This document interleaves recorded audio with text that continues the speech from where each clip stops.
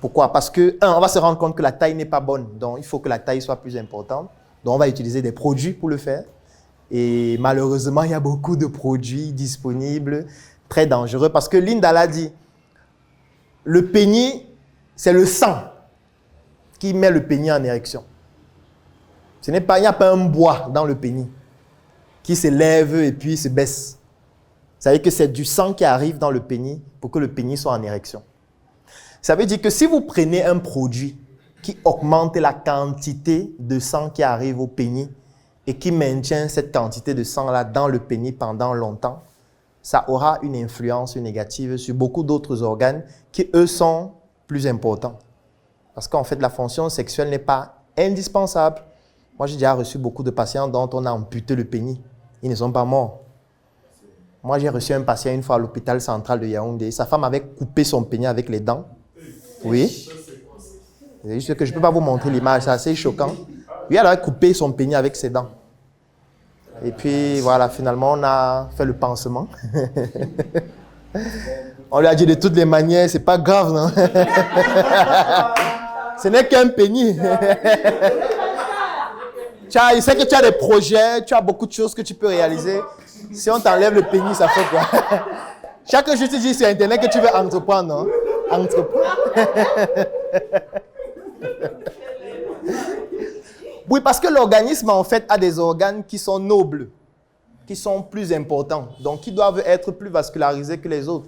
C'est le cerveau, par exemple, c'est le cœur, c'est le foie, ce sont les reins. Il y a des organes qui sont plus importants que le pénis. Donc, imagine-toi si tu prives tous ces organes-là du sang.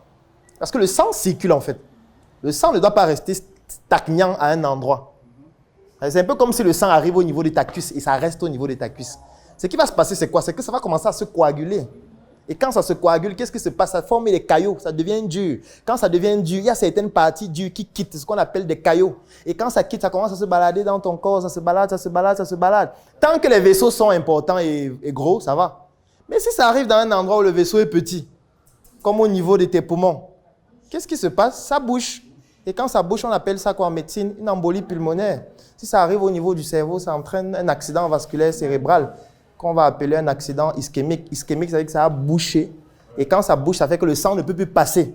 Et quand le sang ne peut plus passer, ça veut dire qu'après l'endroit qui est bouché, là, il n'y a plus de sang.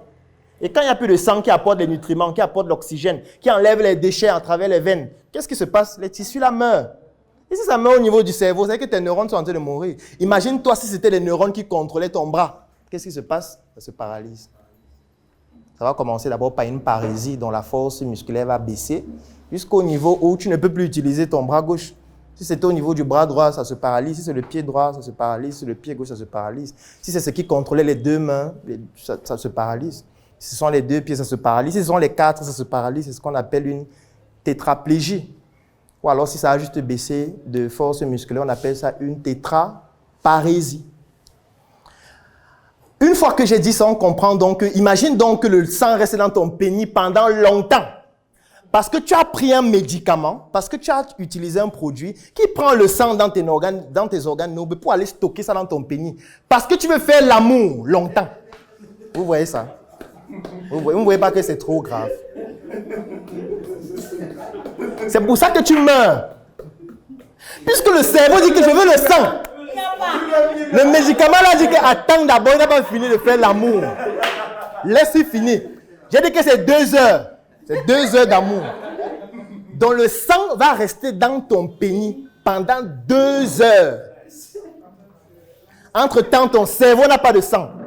Le foie n'a pas de sang. Les reins n'ont pas de sang à filtrer pour évacuer les déchets. La rate n'a pas de sang.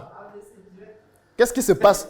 Le cerveau dit que bon, comme tu as décidé que je ne dois plus avoir de sang pendant 2 heures, je vais donc arrêter de fonctionner pour un moment. Ça peut entraîner une syncope. Tu tombes, tu t'évanouis. Si ça dure encore longtemps, tu entres dans le coma. Le coma a plusieurs stades. Stade 1, stade 2, stade 3, stade 4. Après, à partir d'un moment, comme ton pénis est toujours en érection là, le cerveau dit que bon, visiblement, tu n'as plus besoin de moi. Il s'arrête donc. Il s'arrête, il te dit que bonne soirée. De toute façon, bonne nuit. On va causer avec le Seigneur au paradis. Il te lâche et puis tu vas faire l'amour au paradis. Vous voyez que c'est grave, n'est-ce pas? Je déconseille formellement l'utilisation des produits aphrodisiaques si ce n'est pas formellement indiqué par un professionnel de santé pour résoudre un problème précis, identifié, diagnostiqué et contrôlé. Parce qu'on doit même contrôler son... La mission est simple. Voici une arme capable de changer le mindset du continent africain. Détruire l'obésité de l'inconsistance intellectuelle dans laquelle se cache le coffret VIP. Il possède une arme contenant 200 heures de formation et 8 ans d'expérience entrepreneuriale. Recevez le pouvoir de devenir une meilleure version de vous-même.